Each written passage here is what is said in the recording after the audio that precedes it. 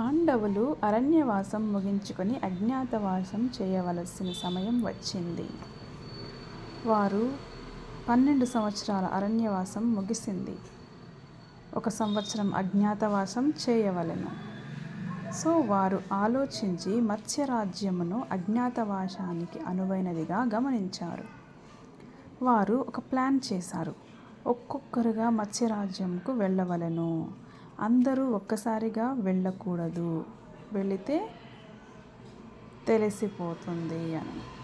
మొదట ధర్మరాజు రాజు ఆస్థానంకు వెళ్ళి తన పేరు కంకుభట్టుగా చెప్పి తాను రాజుకి తగిన సలహాలు ఇవ్వగలనని, చదరంగం బాగా ఆడగలనని చెప్పెను. సో ఆ రోజు నుంచి కంకుభట్టు ఆ రాజు ఆస్థానంలో సలహాదారుగా ఉండెను.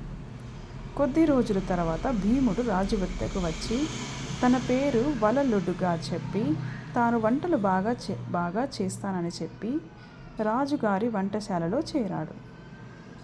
కొద్ది రోజుల తర్వాత అర్జునుడు రాజు వద్దకు వచ్చి తన పేరు బృహన్నలగా చెప్పి తాను పాటలు నాట్యం బాగా చేయగలనని, తన ఆస్థానంలోని పిల్లలకు పాటలు నాట్యం నేర్పగలనని చెప్పెను. తరువాత నుంచి బృహన్నలగా ఆస్థానంలోని పిల్లలకు పాటలు నాట్యం నేర్పించెను.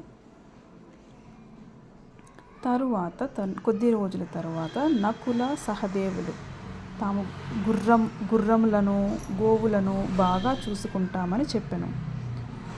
కావున నకులుడు సహదేవుడు రాజ్యంలోని గుర్రం గోవుల సంరక్షకులుగా నియమించబడ్డారు. అండ్ మొదట ద్రౌపదీదేవి మత్స్యరాజ్య మహారాణి సుదేష్ణాదేవి వద్ద అలంకరణ చేయగలనని చేరుతుంది. ఒక షరతు మీద, తను కేవలం రాణి మందిరంలో మాత్రమే సేవలందిస్తానని, తన పేరు శైరింద్రి అని చెప్పెను. అలా పంచపాండవులు అయిన ధర్మరాజు, భీముడు, అర్జునుడు, నకులుడు, సహదేవుడు మరియు వారి సతీమణి పాంచాలి మత్స్యరాజ్యంలో చేరి తమ అరణ్యవాసం సాగిస్తారు, అజ్ఞాతవాసం సాగిస్తారు.